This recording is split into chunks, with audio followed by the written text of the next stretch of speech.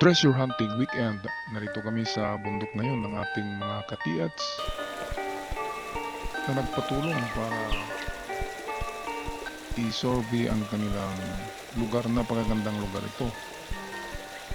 Merong waterfalls at merong magandang klaseng creek na hindi natutuyo kahit summer.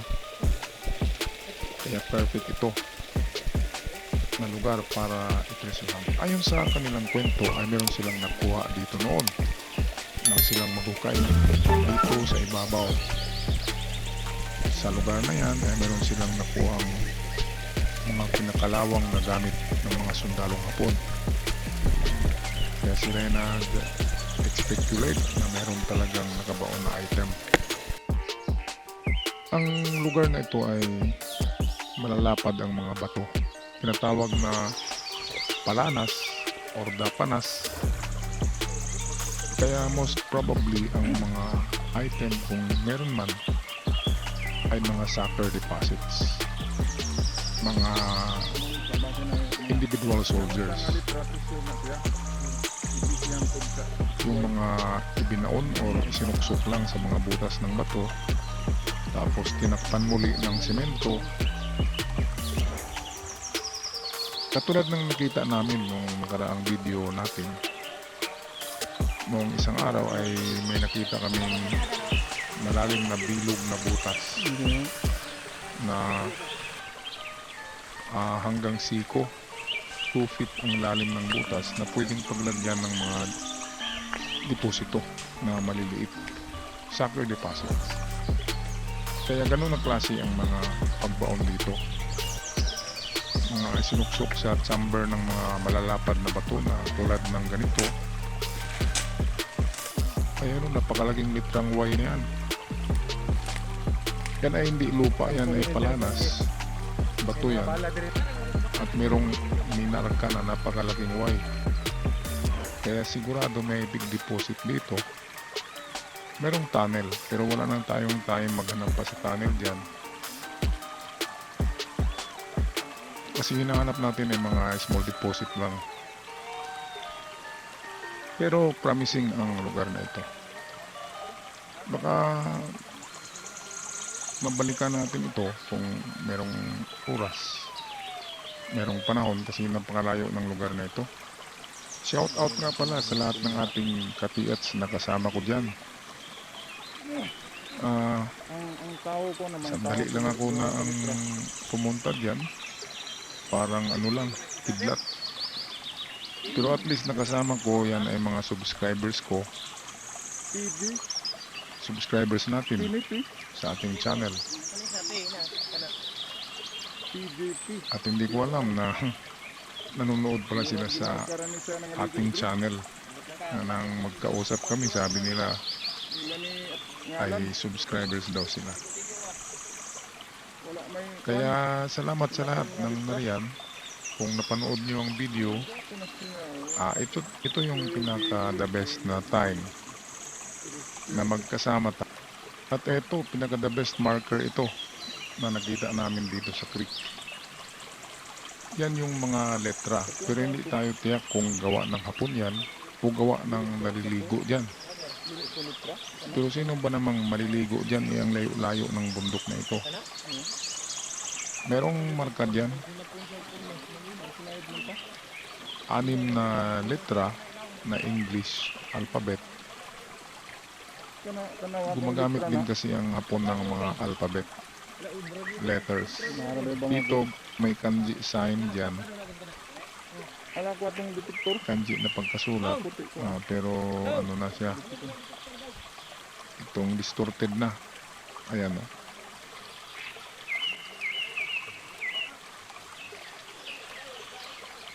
Ito naman ay parang nakataob na letter E. Ang E ay yan ay stands for gold, gold bar. Baka merong isang gold bar dyan kasi maliit lang yan. Maliit na marka means small stash, maliit na deposit. Yung mga letra kanina maganda sana scan itong lugar na ito, kaya lang nandun sa baba yung scanner. Hindi naman pwede nating Hindi sir, dango bro sir. dalhin dyan basta-basta. Kasi baka gugulong tayo, masisira yung scanner. Kaya maingat talaga tayo sa gamit kasi napakamahal. At kung gusto nyong bumili ng ganyan, itong gamit ko ay rented lang ito. Isang week lang ito na gagamitin ko kasi inirentahan lang namin. Kaya dapat ay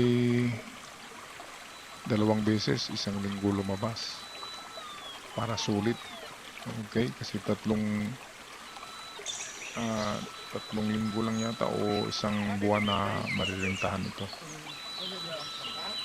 At ang ginawa ko dito, lahat ng malapad, mga palanas na panas, dinidetect ko kasi sa baba niyan, nakita nga natin noon na mayroong malaking butas na halos 1 meter ang lalim na pwedeng nilalagyan yun Kana may kurma ng dito, mga murag hinagpon gina ba? alahas. At bukas na yun kasi binasag yung takip niya. Kaya ibig sabihin may nakakuha ng item dito noon pa. Matagal na. Medyo may kalakihan ang ano na ito, ang creek. Ito yung source ng tubig doon sa falls, sa baba. Ito yung ibabaw ng bundok. Kaya sa mga ganito, ang tanging chances ay Kaya gamit ani. sucker deposits or mga item na sinuksok sa mga bato.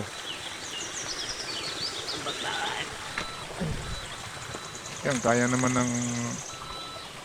ng GoFind 66 hanapin, GoFind 44, ganyan. Kasi 2 ruler naman ang lalim niyan na ma-detect.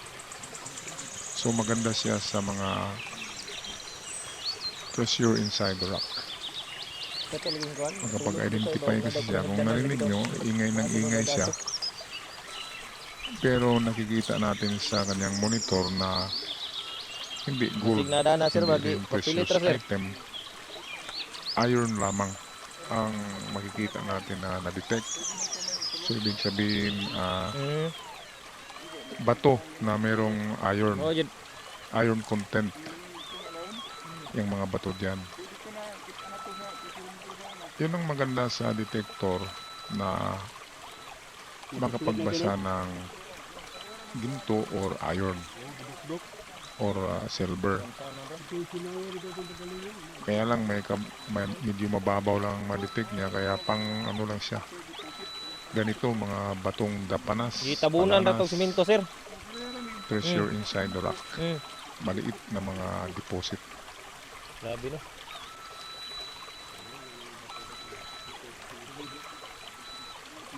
Ay, dire siguro agi no katong dana ba katong nidalan diha. Kaya patuloy kami, Masensayon ba? pababa na kami rito. Buto, Lahat ng balik ng parte buta na agi. pwedeng pagtaguan, ating i-detect yan. Nindani kilid sir. Para wala nang So iisipin payag pa. ba nila? Dapat maubos ito. Ma-detect lahat kapag tapos na pag-detect ay hindi na siguro balikan Pukon. ang bundok at hanap na uli ng ibang treasure site.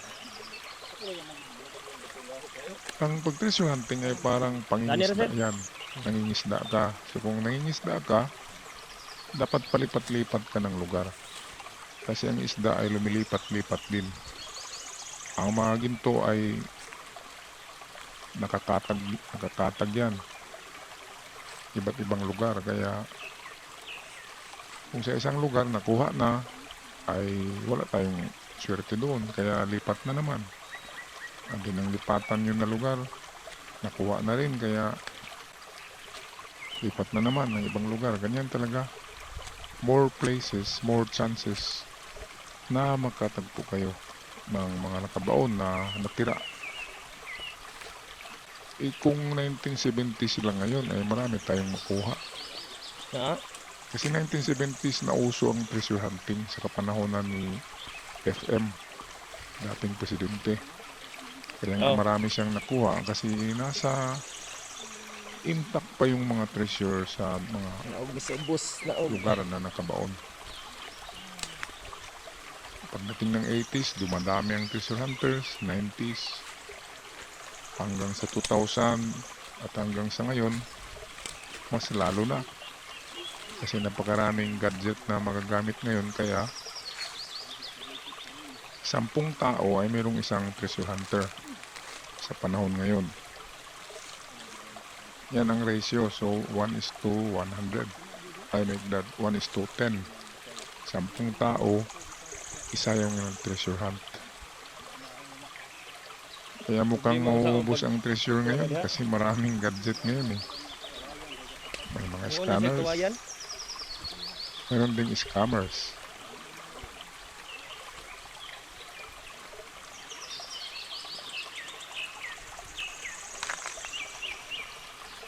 At kami ay pabalik na. Shout out sa ating mga ka-TH na nanonood ngayon. Buong Luzon, Visayas at buong Mindanao. Lalo na rito. Parting parting Agusan. At maligaya ako na nakarating din dito na lugar.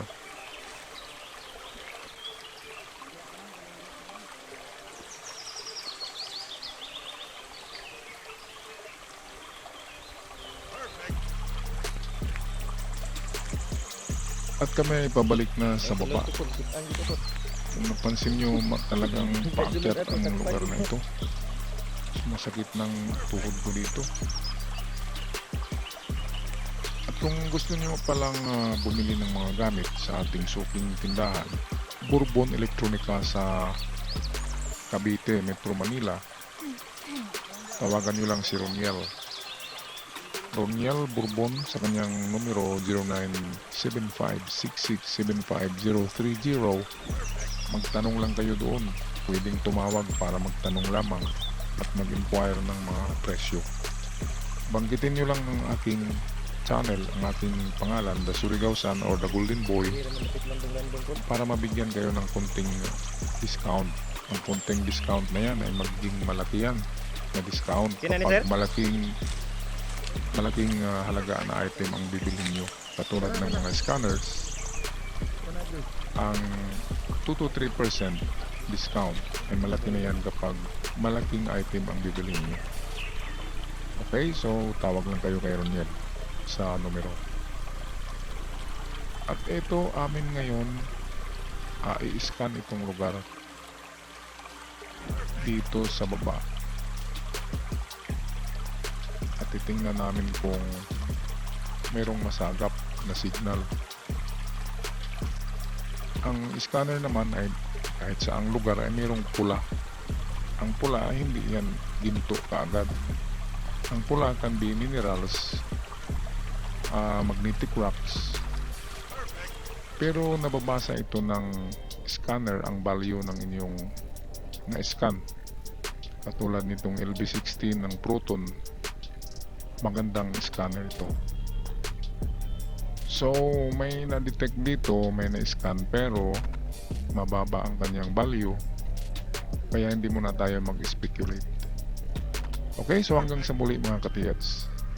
I'll see you on our next treasure hunting weekend. Paalam at ingat kayong lahat.